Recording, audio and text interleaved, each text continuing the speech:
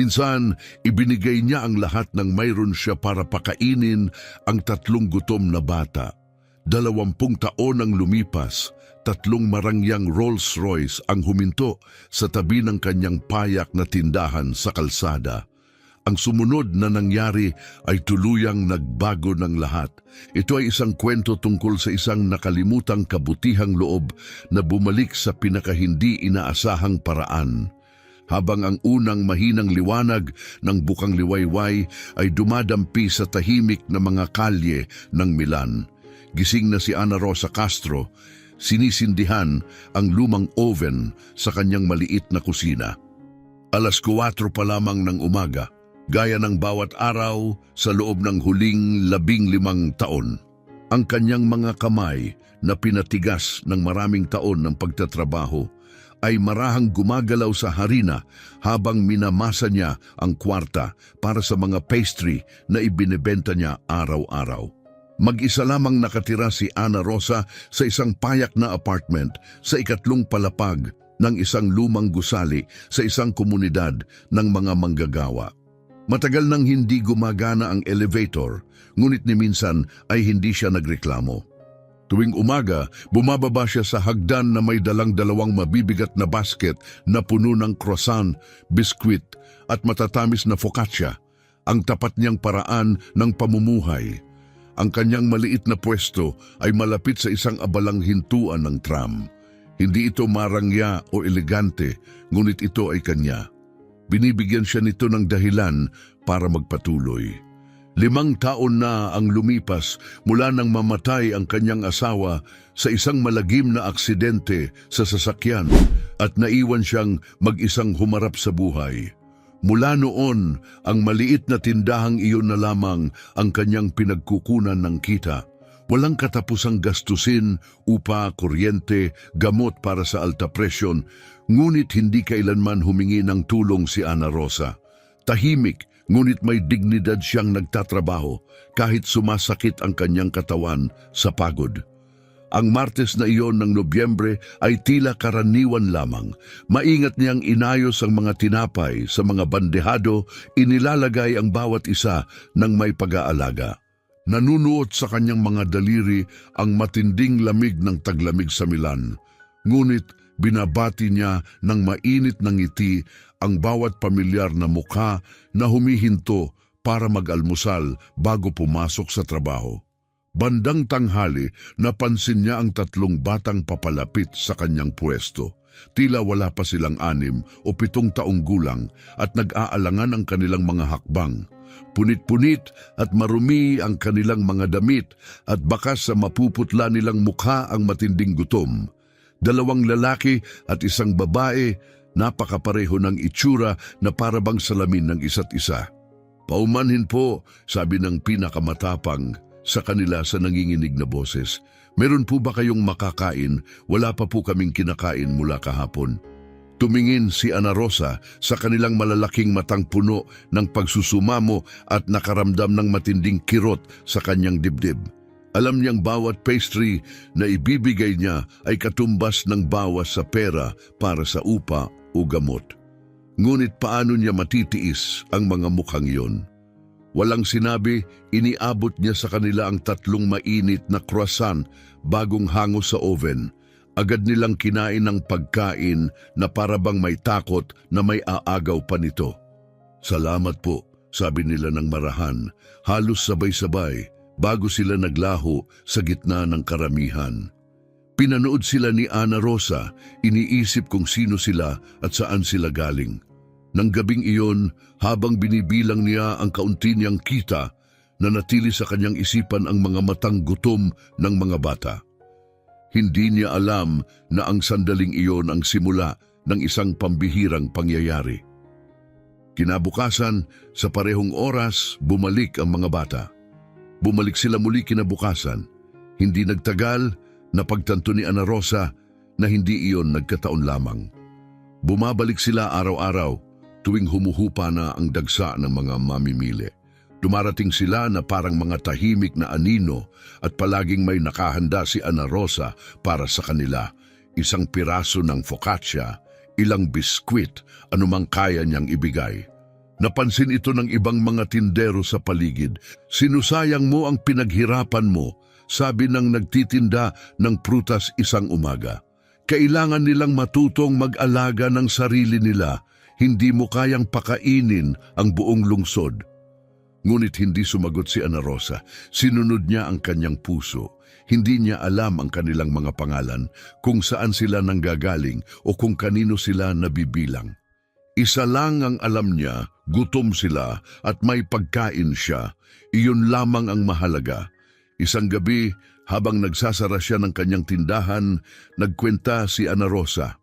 Halos 30 euro ang nawala sa kanya sa loob ng isang linggo, sapat na sana para sa bayad sa kuryente. Napabuntong hininga siya, ngunit wala siyang pagsisisi. Tumingin siya sa kalsadang dinaanan ng mga bata kanina at marahang nagdasal na sana ay ligtas sila. Hindi niya kailanman inisip na ang 3 munting estrangherong iyon, mga mukhang nalulunod sa dami ng tao sa Milan, ay muling babalik sa kanyang buhay sa paraang hindi mahuhulaan ng sinuman. Pagkalipas ng isang linggo, nalaman ni Ana Rosa ang katotohanan tungkol sa kanila. Isang kulay abong, malamig na hapon, karaniwang panahon sa Milan, nang may matandang babaeng huminto upang bumili ng biskwit sa kanyang pwesto. Nakikita kong patuloy mo pa ring pinapakain ang mga kawawang batang iyon, sabi ng babae, habang naghahalungkat ng barya sa kanyang pitaka. Alam mo ba kung sino talaga sila? Umiling si Ana Rosa. Hindi po, dumadaan sila araw-araw pero halos hindi nagsasalita. Lumapit ang babae at ibinaba ang boses na parabang may ibinubulong na lihim. Mga triplets sila, 2 lalaki at isang babae. Narinig kong natutulog sila sa isang abandonadong gusali malapit sa istasyon ng tren. Kawawang mga bata, lubos na nag-iisa. Bumigat ang dibdib ni Ana Rosa. Triplets. 3 batang isinilang ng sabay, ngayon ay pinilit na mabuhay ng mag-isa. Nang makita niya silang muli noong araw na iyon, may nagbago sa kanyang tingin. Hindi na lamang niya nakita ang mga batang gutom, nakita niya ang 3 buhay na kumakapit na lamang sa isang manipis na sinulid. Sinimulan niyang mapansin kung paano sila laging kumikilos na parang iisa. 3 maliliit na figura na hindi kailanman naghihiwalay. Ang pinakamatangkad na lalaki ang nagsisilbing tagapagtanggol, laging inilalapit sa kanya ang 2. Ang batang babae naman ay hindi kailanman bumibitaw sa kamay ng kanyang nakababatang kapatid na parabang natatakot siyang bigla itong maglaho. Ano ang mga pangalan ninyo? Marahang tanong ni Ana Rosa isang umaga habang inaabot ang tigi-isang tinapay na may palamang marmelada. Nagtinginan ng mga bata, tila nag-aalangan kung sasagot ba sila. Pagkatapos ay nagsalita ang pinakamatanda. Ako si Ricardo, siya si Francisco at siya si Carmen. Napakaganda ng mga pangalan ninyo, sabi ni Ana Rosa na may mainit ng ngiti. Mula ngayon, tuwing darating kayo, may nakahanda na akong pagkain para sa inyo.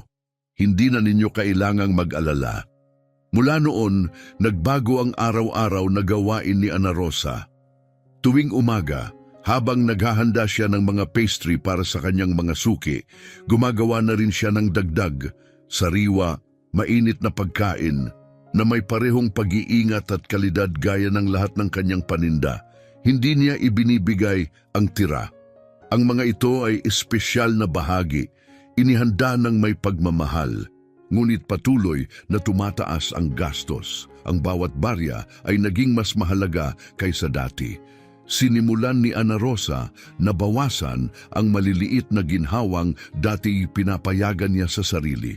Nang manipis na ang kanyang sapatos, bumili siya ng segunda manong pares.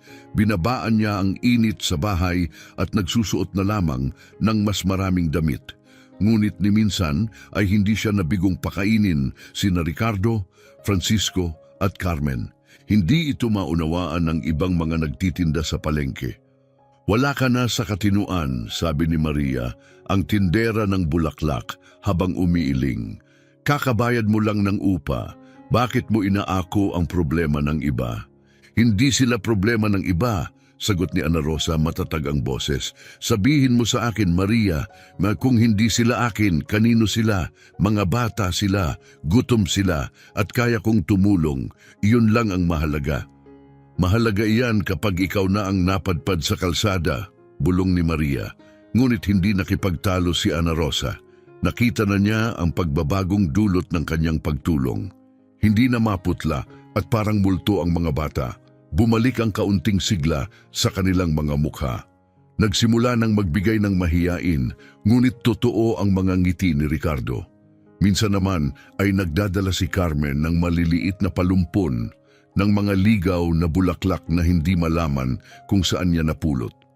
At ang tahimik na si Francisco, na halos hindi makapagsalita noong una, ay malinaw nang nagsasabing salamat. Isang tinig na inaabangan ni Ana Rosa araw-araw. Nagpalit ang mga panahon, dahan-dahang naging tagsibol ang taglamig, ngunit patuloy pa ring dumarating ang mga bata araw-araw. Mas lalong napamahal si Ana Rosa sa kanila kaysa sa inaakala niyang posible. Hindi man sila magkadugo, pakiramdam niya'y may isang di nakikitang ugnayan na nagdurugtong sa kanila. Totoo at hindi masisira. Isang Huwebes ng Abril, habang inihahanda niya ang kanilang pagkain, napansin ni Ana Rosa ang maliit na sugat sa noo ni Ricardo. Ano ang nangyari sa iyo? Tanong niya na may pag-aalala. Yumuko si Ricardo at tumingin sa lupa. Nadulas lang siya, mabilis na sagot ni Carmen. Masyadong mabilis. Hindi na nagtanong pa si Ana Rosa, ngunit patuloy siyang kinain ng pag-aalala. Anong klasing buhay ang meron sila? Saan sila natutulog? Sino ang nagbabantay sa kanila kapag wala siya? Nang gabing iyon, binuksan ni Ana Rosa ang lumang alkansyang porselana na nakatago sa isang drawer. Sa loob ay iilang papel na pera lamang, ipon na ilang buwang niyang tinabi. Ang perang iyon ay nakalaan sana para ipaayos ang kanyang oven na madalas nang masira. Ngunit hindi siya nag-atubili. Kinuha niya ang kalahati ng pera at kinabukasan ay bumili ng 3 magagaan na kumot. Inabot niya ang mga ito sa mga bata ng walang paliwanag. Para kapag malamig sa gabi, simpleng sabi niya, walang sinabi ang mga bata. Tumingin lamang sila sa kanya na may mga matang puno ng luha bago siya yakapin ng mahigpit at tahimik, isang yakap na nagsabi ng higit pa sa anumang salita. Pagkatapos, isang Lunes ng umaga ng Mayo, biglang nagbago ang lahat. Hindi dumating ang mga bata. Naghintay si Ana Rosa buong araw. Hindi ginalaw ang pagkaing inihanda niya at palagi niyang sinusuyod ng tingin ang kalsada. Ngunit hindi sila nagpakita. Dumating ang susunod na araw at lumipas. Wala pa rin sila. Ganon din kinabukasan. Lumipas ang 1 linggo, 2, 1 buong buwan. Para bang naglaho sila na parang bula. Nagtanong-tanong si Ana Rosa, sinubukang alamin ang nangyari, ngunit walang nakakita o nakaalam. Para bang hindi kailanman umiral ang 3 bata. Gayunpaman, tuwing umaga ay patuloy pa rin siyang naghihiwalay ng pagkain. Kung sakali, sa pag-asang babalik sila, ngunit hindi na muling pinasigla ng kanilang maliliit na mukha ang kanyang pwesto. At kalaunan ng may mabigat na puso, kinailangan ni Ana Rosa na tanggapin na wala na sila. Marahil may nakatagpo sa kanila at inalagaan sila. Marahil ay ligtas na sila, iyon ang pinili niyang paniwalaan. Kailangan niyang paniwalaan iyon. Ang hindi niya alam ay hindi pa iyon ang wakas ng kwento. Simula pa lamang iyon ng isang katahimikang tatagal ng 2 dekada. 20 taon ang lumipas. 2 dekada mula nang mawala sina Ricardo, Francisco at Carmen nang walang paalam. Sa panahong iyon, nagbago ang Milan, umunlad, naging moderno at nag-anyong ibang-iba na. Ngunit may isang bagay na nanatiling pareho, ang pwesto ni Ana Rosa. Nasa parehong sulok pa rin, nakatayo na parang tahimik na saksi sa paglipas ng panahon. Ang dating maitim na buhok ni Ana Rosa ay tuluyan ng pumuti. Ang kanyang mukha na may malalalim ng guhit ay nagsasalaysay ng 60 taon ng buhay. 40 sa mga iyon ay ginugol niya sa pagtatrabaho mula bukang liwayway hanggang dapit hapon, nabubuhay ng may dignidad. Ang kanyang mga kamay, mas pagod at mas gasgas kaysa dati, ay patuloy pa ring bumabangon tuwing 4:00 ng umaga upang magmasa ng kwarta. Hindi nagbago ang kanyang gawain, gumising bago sumikat ang araw, maghurno, bumaba ng hagdan na may dalang mabibigat na basket at itayo ang kanyang pwesto sa parehong sulok na tinayuan niya sa loob ng maraming taon. Ang mga croissant ni Ana Rosa ay naging parang alamat na sa kanilang komunidad. Kilala na siya ng kanyang mga tapat na suki sa loob ng maraming dekada. May ilan pa ngang naaalalang bata pa sila nang unang bumili sa kanyang pwesto. Walang gumagawa ng biskwit na kasing sarap ni Aling Ana Rosa, madalas nilang sabihin ng may pagmamahal. Ngunit sa kabila ng papuri at pagiging pamilyar ng lahat sa kanya, hindi naging mas madali ang buhay. Sa nakalipas na 20 taon, sobra ang itinaas ng gastos sa pamumuhay. Halos 3 beses ang itinaas ng kanyang upa. Buwan-buwan ding mas lumalaki ang bayarin sa kuryente at tubig. Wala ring ipon si Ana Rosa na masasandalan. Bawat euro na kinikita niya ay agad ding nauubos para sa harina, asukal, mantikilya at iba pang sangkap na kailangan niya. Nabubuhay siya sa araw-araw, walang naitatabing kahit ilang barya. Mas sumasakit ang kanyang mga binti sa bawat lumilipas na taon. Ang pagtayo maghapon ay isa ng malaking hamon. May mga gabing pag-uwi niya, kailangan muna niyang huminto sa hagdan, umupo sandali upang makahinga bago ipagpatuloy ang pag-akyat patungo sa kanyang apartment. Ngunit tuwing umaga, hindi siya pumapalya. Naroon siya palagi, nakangiti, handa, at nakatayo sa likod ng kanyang pwesto gaya ng dati. Nagbago na ang lungsod sa kanyang paligid na halos hindi na makilala. Napalitan ng matataas na gusaling salamin ang mga lumang bahay at tindahan. Nandoon na ngayon ang mga mamahaling butik kung saan dati umuunlad ang mga tindahang pag-aari ng pamilya. Dumaraan ang mga makikinis at mamahaling sasakyan, mas mabilis kumilos ang mga tao, iba ang pananamit, mas nagmamadali ang pananalita. Lahat ay tila bago, mabilis, moderno. Maliban kay Ana Rosa, naging bahagi na siya ng tanawin, isang simbolo ng nakaraan sa isang lungsod na halos nakalimot na sa mga pinagmulan nito. Sa mga tahimik na sandali sa pagitan ng mga mamimili, madalas bumalik sa kanyang isipan ang 3 batang minsan niyang pinakain. Nasaan na kaya sila? Ligtas kaya sila? Magkakasama pa rin kaya sila? Kung minsan nahuhuli niya ang sariling sinusuri, ang mga mukha ng mga kabataang dumaraan, naghahanap ng bakas ni na Ricardo, Francisco at Carmen. Halos 27 na siguro sila ngayon, naisip niya. Ngunit hindi niya kailanman ikinuwento ang tungkol sa kanila kaninuman. Ang bahaging iyon ng kanyang buhay ay pribado, isang tahimik na alaala na itinatago niya sa kanyang puso. May mga pagkakataong pinapagalitan niya ang sarili dahil patuloy pa rin niyang iniisip ang mga bata kahit lumipas na ang napakaraming taon. Ilang buwan lang naman niya silang tinulungan. Hindi naman yun dakilang bagay. Walang anuman na dapat alalahanin, iyon ang sinasabi niya sa sarili. Gayunman, paminsan-minsan ay nahuhuli niya ang sariling gumagawa ng 3 dagdag na croissant, dala lamang ng nakasanayan. Kapag napagtanto niya iyon, sandali siyang titigil, marahang tatawa at iiling na may mapait ngunit banayad ng ngiti. Nagpalit-palitan na rin ang mga nagtitinda sa paligid niya. Si Carlos, na dating nagbebenta ng prutas, ay nagretiro na. Si Maria, ang tindera ng bulaklak, ay lumipat sa timog. May mga bagong mukha na ang pumalit, Mga bagong tinig, bagong gawain. Ngunit nanatili si Ana Rosa. Isang araw, tinanong siya ng isang binatang nagtitinda ng dyaryo sa tapat ng kanyang pwesto habang nakangiti. Aling Ana Rosa, naisipan niyo na po bang magpahinga?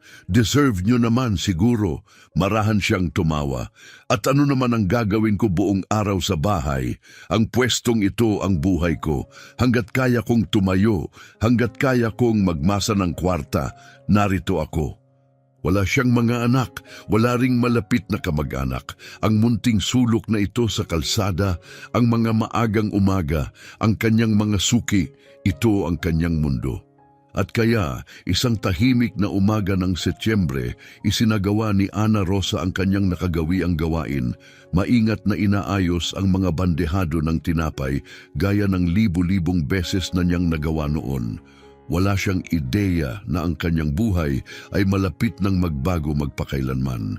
Hindi niya kailanman maisip na ang nakaraan na akala niya'y matagal nang lumipas ay babalik, dala ng 3 itim na Rolls Royce na huminto mismo sa harap ng kanyang payak na pwesto. Tila isa lamang itong karaniwang araw o iyon ang kanyang akala. Bumuhos ang sinag ng maagang araw ng taglagas sa pagitan ng mga gusali, nagguhit ng ginintuang liwanag sa bangketa. Katatapos lamang ni Ana Rosa, ilagay ang huling bandehado ng biskwit nang mapansin niya ang bulungan ng mga tao sa paligid. Tingnan mo ang mga sasakyan, mga Rolls Royce yan, kanino kaya yan? Napatingala si Ana Rosa nagtataka. Ang kanyang nakita ay tila nagpahinto sa tibok ng kanyang puso. 3 itim na sasakyan, kintab na kintab at sumasalamin sa mga gusali sa paligid. Ang dahan-dahang huminto sa harap mismo ng kanyang pwesto. Hindi ito karaniwang mga kotse, ito ang mga eleganteng sasakyang dati lamang niyang nakikita sa telebisyon o sa mga magasin.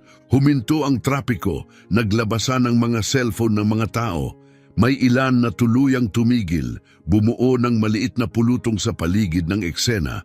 Nararamdaman ni Ana Rosa ang malakas na tibok ng kanyang dibdib. Ano ang nangyayari? Sabay-sabay na bumukas ang mga pinto ng mga mamahaling sasakyan. Mula sa una ay bumaba ang isang matangkad na lalaki nakasuot ng perpektong hinabing suit. Tila 26 o 27 taong gulang siya, maayos ang buhok at makintabang sapatos. May kumpiyansang bumabalot sa kanya, ang anyo ng isang taong matagumpay ang buhay. Mula sa ikalawang sasakyan ay bumaba ang isa pang lalaki, halos kasing edad din, kasing ayos ng pananamit at kasing elegante. May kung anong pamilyar sa kanyang mga mukha na hindi agad matukoy ni Ana Rosa. Pagkatapos, mula sa ikatlong sasakyan, lumabas ang isang dalagang babae. Maayos at elegante ang kanyang kilos, suot ang isang makinis na kulay abong suit. Mahigpit ang pagkakapusod ng kanyang buhok at kumikislap ang relong suot niya, tiyak na mas mahal pa kaysa sa taunang kita ni Ana Rosa. Sabay-sabay silang lumakad patungo sa pwesto ni Ana Rosa, tila magkakasabay ang bawat hakbang. Nanginig ang kanyang mga kamay. Bakit papalapit sa kanya ang mga mayayaman at maayos na bihis na estrangherong ito? Siguradong naliligaw sila o nagkakamali. Magandang umaga po, sabi ni Ana Rosa. Pilit itinatago ang kaba sa likod ng isang banayad ng ngiti. Maitutulong po ba ako? Huminto sila sa harap ng kanyang pwesto, ngunit hindi agad nagsalita. Tumayo lamang sila roon. Tinitingnan siya ng mabuti. Ang kanilang mga matay puno ng matinding damdaming nagdulot ng di maipaliwanag na kaba kay Ana Rosa. Napatingin siya sa kanyang mga bandehado.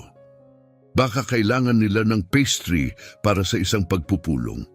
May sariwa po akong croissant, kakagaling lang sa oven. Alok niya, hindi tiyak ang tinig. O baka po biskwit. Marahang umiling ang pinakamatangkad na lalaki, ngunit wala pa ring sinabi. Hindi inalis ng kanyang mga mata ang tingin kay Ana Rosa. Sa paligid nila, mas dumami pa ang mga taong humihinto upang manood. Kumalat ang pag-usisa sa buong pulutong. At si Ana Rosa, na wala pa rin kaalam-alam sa kung ano ang malapit nang mangyari, ay naghintay. Huminto sa ginagawa ang mga nagtitinda sa paligid. Lahat ng mata ay nakatuon na ngayon sa maliit na puwesto ng mga pastry at sa 3 eleganteng estrangherong nakatayo sa harap nito. Kumalat ang mga bulungan sa pulutong habang sinusubukan ng lahat na hulaan kung sino sila at kung ano ang maaaring pakay nila kay Ana Rosa, ang payak na babaeng matagal na nilang kilala. Bumuhos ang malamig na pawis sa likod ni Ana Rosa. Hindi niya maintindihan bakit ganoon sila tumingin sa kanya. Ang kanilang mga mata ay puno ng isang bagay na hindi niya maipaliwanag. Tindi damdamin. Para bang hinuhusgahan siya kahit wala siyang ideya kung bakit. Pagkatapos ay humakbang pasulong ang babae. Kumikislap ang kanyang mga mata sa mga luhang hindi pa tumutulo. Binuksan niya ang kanyang bibig upang magsalita, ngunit walang salitang lumabas. Sa halip na natili siyang nakatayo, pilit pinapakalma ang sarili. Ang katahimikan ay naging halos hindi na matiis. Mahigpit na hinawakan ni Ana Rosa ang kanyang tapis. Ang tibok ng kanyang puso ay napakalakas. Pakiramdam niya ay naririnig iyon ng lahat. May nangyayari, may mahalagang mangyayari. Ngunit wala siyang ideya kung ano iyon. Dose-dose ng mga mata ang nakamasid mula sa iba't ibang direksyon. Gayunman, hindi maialis ni Ana Rosa ang kanyang tingin sa 3 estrangherong nasa harap niya. Hawak ng kanilang mga titig ang kanya. Puno ng isang kakaibang pagkakapamilyar na nagpasikip sa kanyang sikmura. Baka po may hinahanap kayong iba? Marahang alok ni Ana Rosa, nag-aalangan, nanginginig ang kanyang tinig, ngunit nananatiling magiliw. Maliit lang po ang pwestong ito, wala po akong ibinebentang espesyal. Lumingon ang matangkad na lalaki sa dalawa, nagpalitan sila ng isang sulyap, tahimik, walang putol at puno ng kahulugan. Para bang nag-uusap sila sa isang wikang lampas sa mga salita. Pagkatapos ay muling tumingin ng lalaki kay Ana Rosa at sa isang iglap may nakita siyang kislap sa kanyang mga mata, isang damdaming hindi niya agad mapangalanan. Mukha itong pasasalamat o marahil pananabik. Hindi mo ba kami nakikilala? Wakas na sabi ng babae, nanginginig ngunit mainit ang tinig. Napakunot noo si Ana Rosa. Kilala sila! Saan naman? Mas inarok niya ang kanilang mga mukha. Wala pa ring pumapasok sa kanyang isip. Bata pa sila, mayaman, pino ang kilos. Siya na may isa lamang matandang panadero na nagbebenta ng croissant sa kanto. Paano niya sila makikilala? Paumanhin po, tapat niyang sabi, umiling. Sa palagay ko'y hindi pa po tayo nagkikita. Isa lang po akong karaniwang babae na may maliit na pwesto. Baka po napagkamalan ninyo ako. Nagbigay ng isang banayad, ngunit mapait ng ngiti ang ikalawang lalaki. May kabutihan doon at lungkot. Hindi po kayo ang nagkakamali, ginang, marahan niyang sabi. Kami ang nagbago. Isang ginaw ang dumaan sa katawan ni Ana Rosa. Ang ngiting iyon, may ginising itong malalim na alaala sa kanya. Parang mahinang alingaw-ngaw ng nakaraan na unti-unting umaahon. Mas lumapit na ang maliit na pulutong. Iniwan na ng binatang nagtitinda ng dyaryo ang kanyang pwesto. 2 matatandang babae ang nakatayo roon, nakalimutan na ang mga supot ng kanilang pinamili na nakabitin sa kanilang mga kamay. Lahat ay naghihintay. Napakaraming taon na ang lumipas, sabi ng unang lalaki, basag sa damdamin ng tinig. 20 taon, marahil 21 na ngayon. Tumama ang bilang na iyon kay Ana Rosa na parang kidlat, 20 taon. Napitlag ang kanyang paghinga, nagkarambola ang kanyang mga isip. 3 bata, hindi maaari, hindi pwede. Nanginig ang kanyang mga kamay, nahulog sa lupa ang hawak niyang napkin, muli niyang tiningnan ang 3. Mas malapitan ngayon, ang baba, ang mga mata, ang paraan ng kanilang pagtayo, parang nagbabantay pa rin sa isa't isa, na tila sila pa rin ang hindi mapaghihiwalay na 3. Hindi! Bulong ni Ana Rosa, halos tangayin ng hangin ng tinig. Hindi maaari. Humakbang pasulong ang dalagang babae. Sa pagkakataong ito, hindi na niya pinigil ang kanyang mga luha. Aling Ana Rosa, marahan niyang sabi, pinakain niyo po kami nung wala na kaming anuman. Naging mabuti po kayo sa amin noong wala nang ibang gumagawa niyon. Binigyan niyo po kami ng init noong malamig ang mundo. Itinaas ni Ana Rosa ang kanyang kamay sa bibig. Lumabo ang mundo sa kanyang paligid. Nanghina ang kanyang mga binti. Ricardo, bulong niya nabasag ang tinig. Lumingon siya sa ikalawang lalaki. Francisco! Sa huli, tumigil ang kanyang mga mata sa babae. Carmen! Tumango si Carmen, dumadaloy ang mga luha sa kanyang mga pisngi. Opo, Aling Ana Rosa, kami po iyon, bumalik na po kami. Halos bumigay ang mga tuhod ni Ana Rosa at napakapit siya sa pwesto upang manatiling nakatayo. Hindi ito mukhang totoo. Ang mga batang minsan niyang pinakain, pagod, gutom, giniginaw, ay nakatayo ngayon sa harap niya, kumpiyansa at matagumpay, nakasuot ng mamahaling mga kasuotan at dumating sakay ng mga marangyang sasakyan. Sinubukan niyang magsalita, ngunit walang salitang lumabas. Mabilis at mabigat ang tibok ng kanyang puso, masyadong puno. Lumapit si Ricardo, bakas ang pag-aalala sa kanyang mga mata. Ayos lang po ba kayo, Aling Ana Rosa? Gusto niyo po bang umupo? Ngunit umiling si Ana Rosa, ayaw niyang umupo, gusto niyang maunawaan. Sa loob ng 2 dekada, inisip niya kung ano na ang nangyari sa kanila. Kung buhay pa ba sila, kung may nagmalasakit ba sa kanila. At ngayon, narito sila, hindi na mga bata, kundi mga ganap na adulto na malinaw na nakabuo ng bagong buhay. Hindi ko maintindihan, sabi ni Ana Rosa, nanginginig ang tinig. Paano ninyo ako natagpuan? Bakit kayo narito? Si Francisco ang sumagot. Kalmado, matatag. Dahil Aling Ana Rosa, matagal na po namin kayong hinahanap. Hindi namin nakalimutan ang ginawa ninyo para sa amin. Kahit minsan, marahang sabi ni Ricardo, isang malalim na katahimikan ang bumalot sa buong kalye. Wala nang nagsasalita, maging ang karaniwang ingay ng lungsod ay tila naglaho.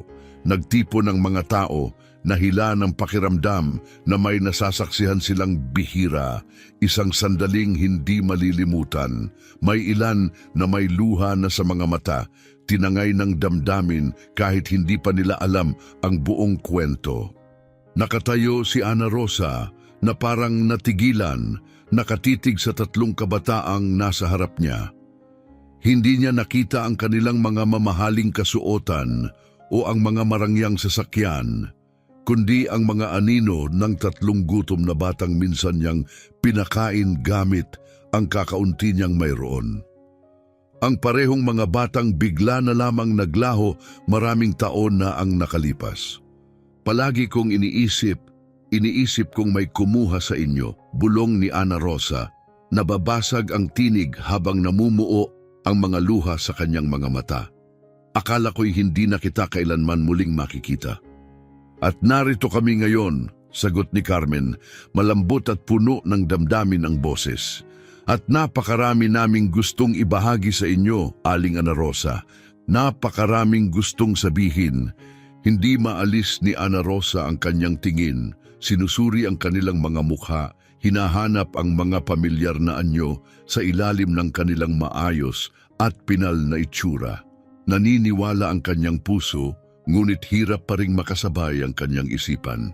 Paano naging posible ito? Tanong niya habang pinupunasan ng luha gamit ang kanyang tapis.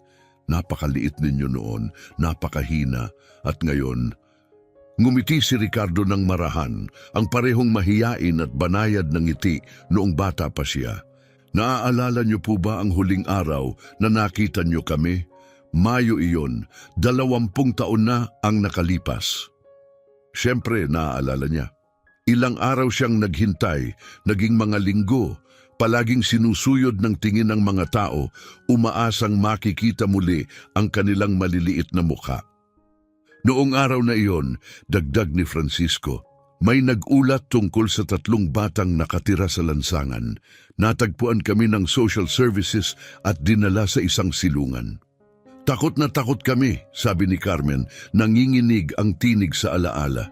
Akala namin paghihiwalayin kami, mahigpit kaming nagyakapan, umiiyak, nagmamakaawang huwag kaming paghiwalayin. Kumirot ang dibdib ni Ana Rosa. At pinaghiwalay ba kayo? Marahan niyang tanong. Hindi po, sagot ni Ricardo habang umiling. Salamat sa Diyos, hindi. Dinala kami sa isang tahanang panggrupo kung saan maaari kaming manatiling magkakasama. Ngunit ang pinakamahirap ay hindi ang pag-alis sa lansangan, kundi ang pag-iwan sa inyo. Gusto naming bumalik, magpaliwanag, magpaalam, ngunit hindi kami pinayagan. Walang lumipas na araw na hindi namin kayo naisip, pagpapatuloy ni Francisco. Ang mabait na babaeng nagbigay sa amin ng mainit na pagkain at magagaan na salita nang ang mundo ay tumatalikod sa amin. Hindi ninyo maiisip kung gaano kalaki ang kahulugan noon sa amin. Sa puntong iyon, malayang umaagos na ang mga luha sa pisngi ni Ana Rosa. Hindi na niya ito pinunasan. Mga bata pa kayo, sabi niya puno ng damdamin ng tinig.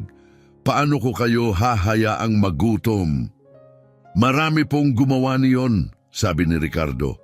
Dumaan lang sila. Nagkunwaring wala kaming nakita. Pero kayo po, hindi. Ibinigay ninyo ang kakaunti ninyong mayroon. Binigyan ninyo kami ng pag-asa. Huminga ng malalim si Ricardo at nagpatuloy. Nanatili kami sa institusyong iyon ng halos 6 na buwan. Pagkatapos may nangyaring tuluyang nagbago ng lahat. Isang mag-asawa, mayaman ngunit walang anak, ang bumisita. Nakita nila kaming 3 at sinabi nilang ayaw nila kaming paghiwalayin. Gusto nila kaming kunin, lahat. Inampon nila kayo, lahat kayo. Tanong ni Ana Rosa, hindi makapaniwala. Lahat po, kumpirma ni Francisco, mga tagamilan sila. Mabubuting tao, mapagbigay. Binigyan nila kami ng tunay na tahanan. Tinrato nila kami na parang sarili nilang mga anak. Ibinigay nila sa amin ang lahat, dagdag ni Carmen. Hindi lang pagkain at tirahan, kundi pagmamahal, edukasyon at pagkakataon. Naniniwala sila sa amin. Nanginig ang mga labi ni Ana Rosa habang isang ngiti ang sumibol sa gitna ng kanyang mga luha.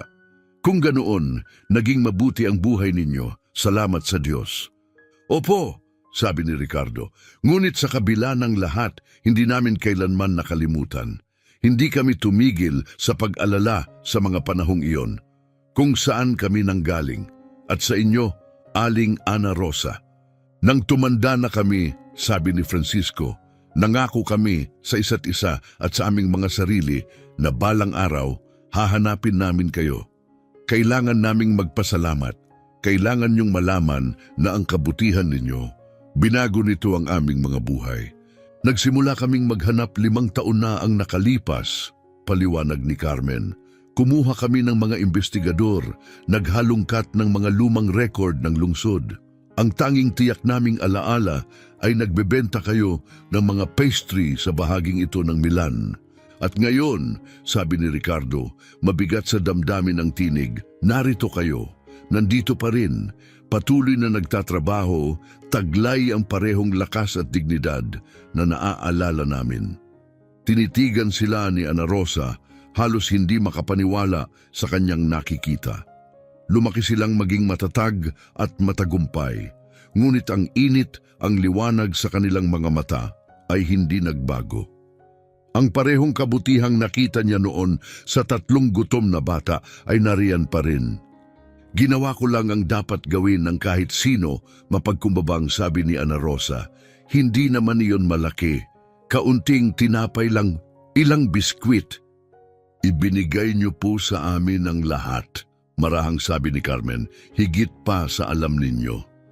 At sa sandaling yon, may napagtanto si Ana Rosa. Hindi pa tapos ang kanilang kwento. Mayroon pang kasunod, isang bagay na mahalaga na hindi pa nila ibinubunyag. Huminga ng malalim si Ricardo. Aling Ana Rosa, gusto naming ikwento sa inyo kung ano ang nangyari pagkatapos, kung ano ang naging bunga ng ikalawang pagkakataong iyon. Tumango si Ana Rosa, hindi inaalis ang tingin sa kanya. Ang pagkakataong iyon, sabi ni Ricardo, ang naging pundasyon ng aming kinabukasan. Nag-aral kami ng higit sa lahat. Gusto naming parangalan ang mga taong nagbigay sa amin ng bagong buhay. Pumasok kami sa universidad, patuloy niya. Economics ang kinuha ko, panimula ni Ricardo. Si Francisco naman ay engineering at si Carmen ay architecture. Iba-iba ang tinahak naming landas, ngunit nang pinagsama-sama, nabuo ang isang bisyon, isang pangarap na iisa naming pinaniwalaan. Tahimik na nakinig si Ana Rosa, lubos na nabihag. Hirap pa ring tanggapin ng kanyang puso na ang 3 gutom na batang minsan niyang pinakain ay naging ganitong kahuhusay at katatag na mga adulto. Pagkatapos ng universidad, pagpapatuloy ni Francisco, napagpasyahan naming huwag magtrabaho para sa iba. Gusto naming bumuo ng sarili naming bagay. Isang bagay na may saysay. Isang bagay na lilikha rin ng mga oportunidad para sa iba. Nagtatag kami ng isang real estate company, paliwanag ni Carmen. Noong una, kaming 3 lang nagtatrabaho sa isang maliit na inuupahang opisina. Ang ideya namin ay ayusin at ibalik ang sigla ng mga lumang gusali, bigyan ng bagong buhay ang pamananang Milan, habang ginagawa itong moderno at maayos tirhan. Tumango si Ricardo. Napakahirap ng unang taon.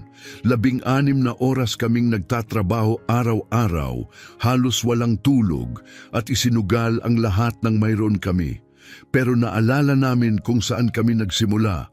Ang malamig na mga gabi, ang gutom, ang takot, at yun ang nagbigay sa amin ng lakas para magpatuloy. Tinitigan sila ni Ana Rosa, kumikislap ang kanyang mga mata sa damdamin. Nakikita niya ito, ang lakas na nagbuklod sa kanila bilang mga bata ay naging apoy na nagpasiklab sa kanilang tagumpay. Unti-unti lumago ang negosyo, sabi ni Francisco.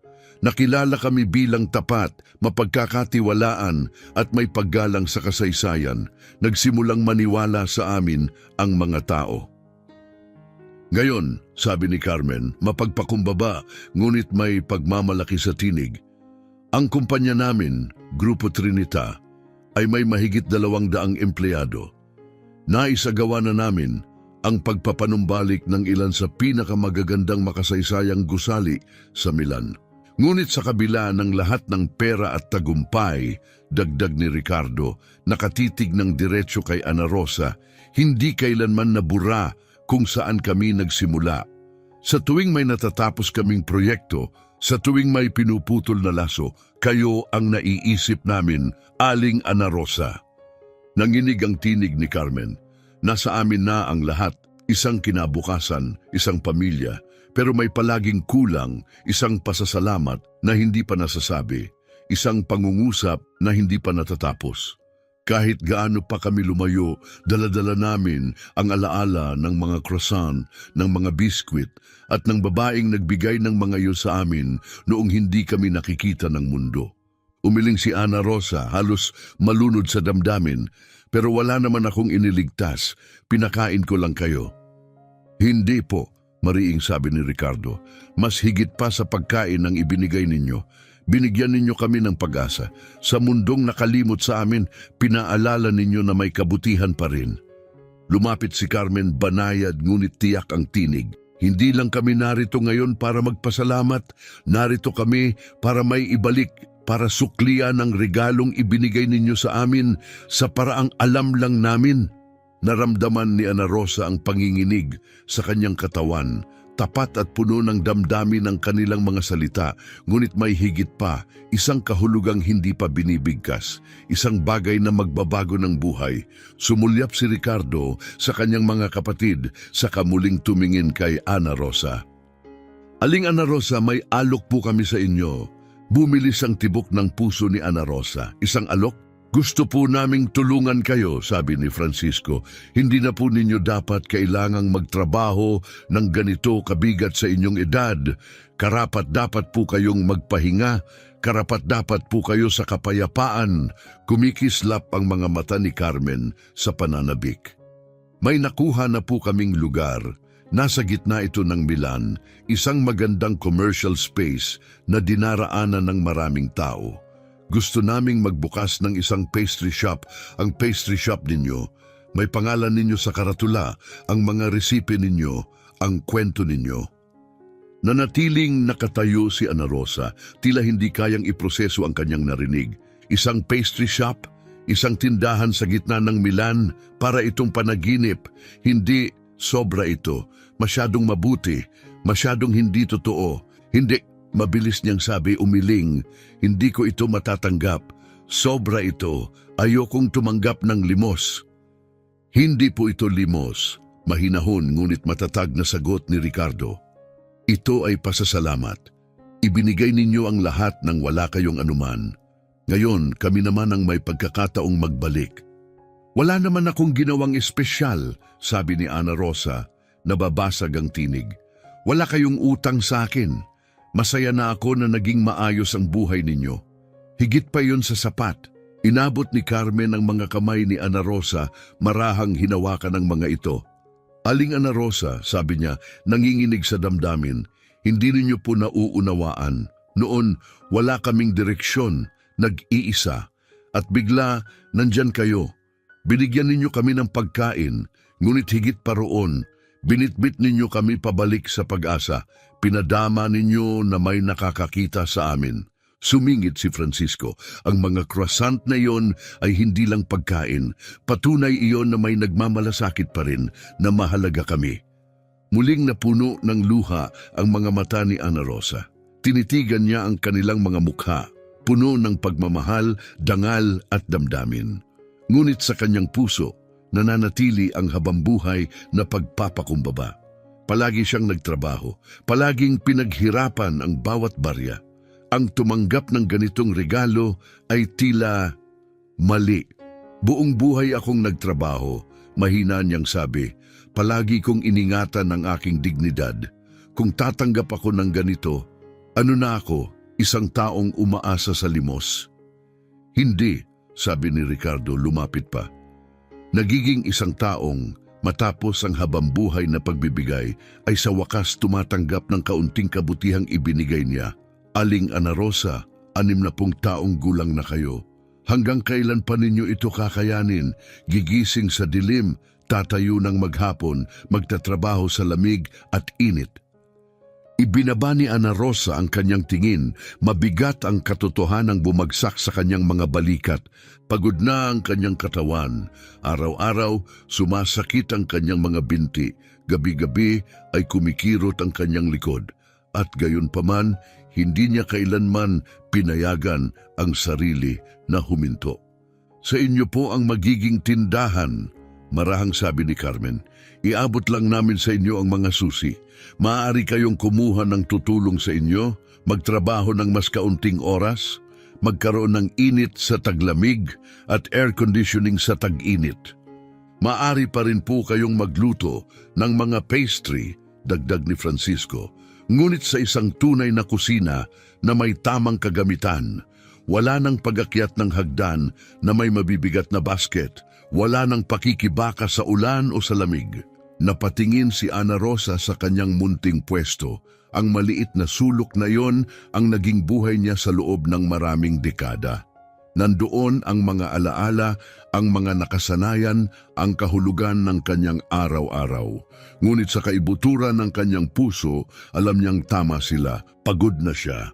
Araw-araw ay mas mabigat kaysa kahapon. Hindi ko alam, bulong ni Ana Rosa, marupok ang tinig. Sobra ito, natatakot ako.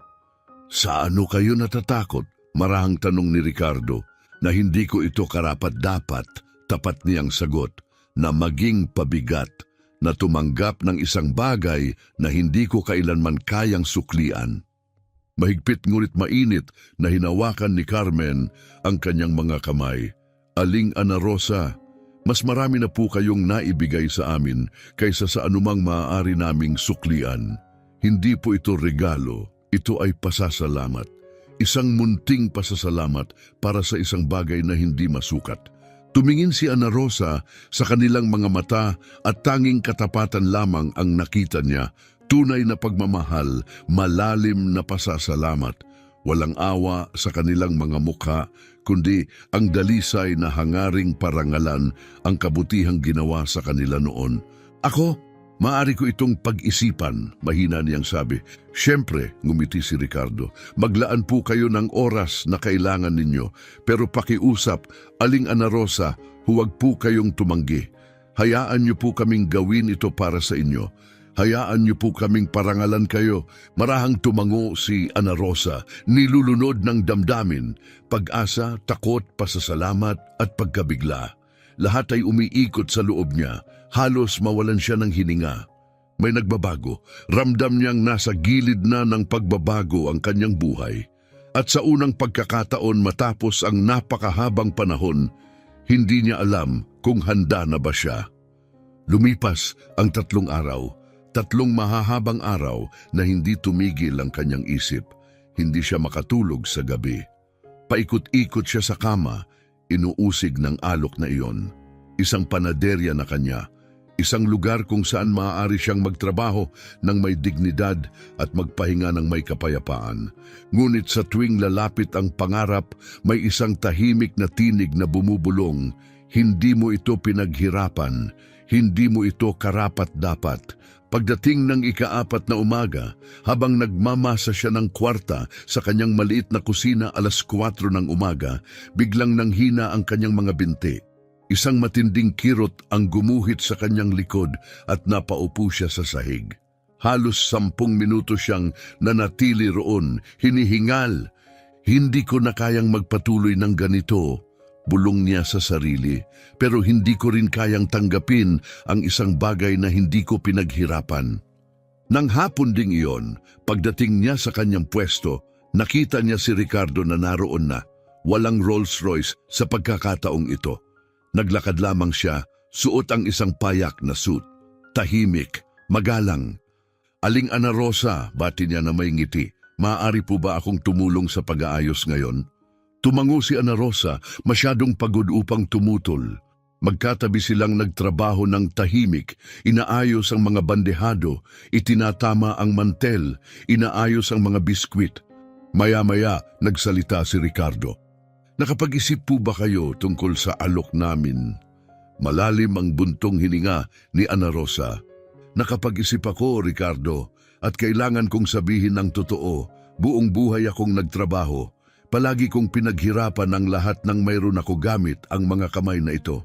Ang tumanggap ng ganito kalaki, pakiramdam ko'y may mawawala sa akin. Tumingin si Ricardo sa kanya ng may paghanga. Naiintindihan ko, talagang naiintindihan ko. At iginagalang ko ang katapatan ninyo. Pero maaari po ba akong magsabi ng isang bagay? Pakiusap, sagot ni Ana Rosa. Ang dignidad ay hindi ang pagtanggi sa tulong. Ito ay ang pamumuhay ayon sa iyong mga pinahahalagahan. At palagi niyo pong ginawa iyon. Ibinahagi ninyo ang kakaunti ninyong mayroon. Tumulong kayo kahit may kapalit na sakripisyo. Yan ang dignidad. May lumambot sa puso ni Ana Rosa. Ang kanyang mga salita ay parang katotohanan. At pagpapatuloy ni Ricardo, hindi po ito limos, may iba po kaming alok. Napatingala si Ana Rosa, nagising ang kanyang pag-uusisa. Hindi namin ibibigay sa inyo ang panaderya, sabi ni Ricardo. Gusto naming gawin kayong kasosyo. Kasosyo? Ulit niya nagulat. Opo, isang tunay na partnership sa negosyo, pagtitiyak niya. Walang kawang gawa, kundi paggalang sa isa't isa. Kayo ang magdadala ng inyong mga resipe, karanasan at pangalan. Kami ang magbibigay ng puhunan, tauhan, marketing at pamamahala. Bumilis ang tibok ng puso ni Ana Rosa. Halos hindi siya makapaniwala sa kanyang naririnig. Isang partnership, muli niyang bulong. Opo, kumpirma ni Carmen. Gusto naming bumuo ng isang hanay ng mga tradisyonal na pastry shop sa buong Milan. Gamit ang inyong mga resipe, ang inyong tatak, kayo ang magiging kaluluwa ng negosyo. Napatigil si Ana Rosa sa pagsasalita. Hindi ito awa, hindi ito pabor, ito ay pagkilala. Pero wala akong perang maipupuhunan, mahina niyang sabi, nanginginig ang tinig. Ngumiti si Ricardo, ayos lang po iyon, nakapagpuhunan na kayo, 20 taon na ang nakalipas. Ngayon, panahon na para matanggap ninyo ang balik. Ang puhunan ninyo ay ang inyong mga resipe, ang inyong kaalaman at ang inyong pagiging totoo. Marahang paliwanag ni Ricardo. Mas mahalaga iyan kaysa sa pera. Maaari kaming bumili ng oven, mixer at mag-hire ng mga tauhan, ngunit hindi namin mabibili ang 40 taong karanasan. Sa unang pagkakataon, nakita ni Ana Rosa ang lahat sa ibang liwanag. Hindi ito kawanggawa. Tunay silang naniniwala sa kanya, sa kanyang trabaho, sa kanyang kwento. Hindi nila gustong bigyan lang siya ng isang bagay. Gusto nilang bumuo ng isang bagay kasama siya. Pero, paano kung mabigo ako? Mahina niyang tanong. Hindi ka mabibigo, sabi ng isang malambot na tinig sa likuran niya. Si Carmen iyon. Nakatayo sa tabi niya si Francisco. Kasama mo kami, sabi ni Carmen, tulad ng isang tunay na pamilya. Ang salitang yon, pamilya, ay tumama sa isang bahagi ng puso ni Ana Rosa na matagal nang hindi nahahaplos. Wala siyang sariling anak, wala ring kamag-anak. Sa loob ng maraming taon, nag-iisa siya. Ngunit ngayon, ang 3 kabataang minsang naging mga estranghero ay nakatingin sa kanya ng may tunay na pagmamahal. Aling Ana Rosa, sabi ni Francisco nang may init sa tinig, itinuro ninyo sa amin kung ano ang tunay na pagkabukas palad noong mga bata pa kami. Ngayon, hayaan niyo po kaming ibalik iyon, hindi bilang pabor, kundi bilang pamilya, dahil mahalaga kayo sa amin. Sa paligid nakikinig ang ibang mga nagtitinda, isa-isa silang lumapit. Si Mang Rogelio, ang matandang nagbebenta ng kastanyas na dekada nang nasa kalsadang iyon, ay humarap kay Ana Rosa. Ana Rosa, sabi niya sa paos na tinig, nakita ko ang sipag mo. Nakita ko ang mga taong isinakripisyo mo. Kung gusto ka ng mga batang ito na bigyan ng pagkakataon, tanggapin mo. Pinaghirapan mo iyan. Tumango ang iba bilang pagsang-ayon. Tama sila, Ana Rosa, karapat-dapat ka rito, sabihin mo ang oo. Tumingin si Ana Rosa sa paligid, ang parehong mga pamilyar na mukha mula sa napakaraming umaga, at pagkatapos ay sa 3 kabataang minsan niyang tinulungan ng walang inaasahang kapalit. Muling napuno ng luha ang kanyang mga mata, ngunit hindi dahil sa lungkot. Sa pagkakataong ito, mga luha ito ng pagbitaw, ng pagbukas ng kanyang puso. Sige, sabi niya, nanginginig ngunit tiyak ang tinig. Gawin natin, magkasama. Nagliwanag sa tuwa ang mga mukha ni na Ricardo, Carmen at Francisco. Lumapit sila at niyakap si Ana Rosa ng mahigpit at mainit. Pumalakpak ang mga tao sa paligid. May sumipol pa. Hindi lang ito isang sandali. Isa itong pagdiriwang, isang sandali ng katarungan, ng pagtubos, ng pagmamahal. Si Ana Rosa Castro, na minsang isa lamang payak na tindera sa kanto, ay nagsisimula ng bagong yugto, hindi dahil sa awa, kundi dahil sa karapat-dapat siya, hindi sa limos, kundi sa pagmamahal. At sa sandaling iyon, may isang makapangyarihang katotohanang napagtanto niya. Minsan, ang pagtanggap ng tulong ay mas matapang kaysa sa pagbibigay nito.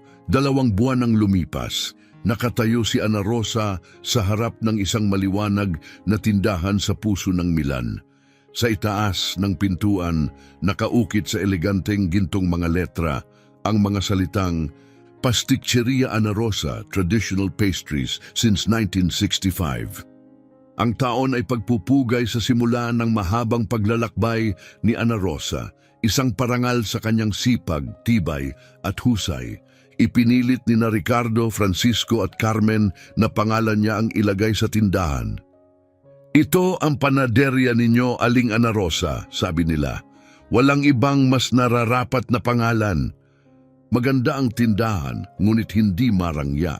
Mga dingding na kulay krem, estanteng yari sa magaan na kahoy at isang marmol na counter kung saan ang mga pastry ay parang mga obra maestra. Sa likod nito, isang maliit na kusina, moderno ngunit tapat sa tradisyon. Lahat ng maaari sanang pangarapin ni Ana Rosa.